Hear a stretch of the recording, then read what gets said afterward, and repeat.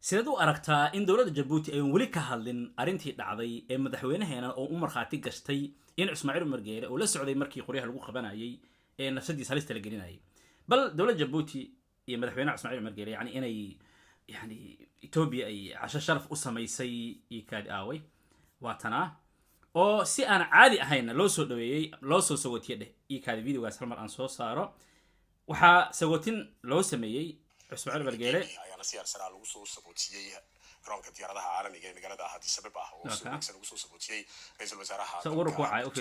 Abiy Ahmed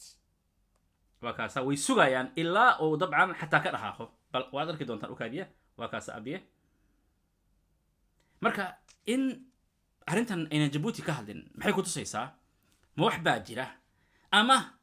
منافقات أبيه ويانو طبعا عيد والبو مركاسي ودنتي سكاركو إنو إسكولة لجيهيو أو جيبوتي أرنتها شبابكو مالحن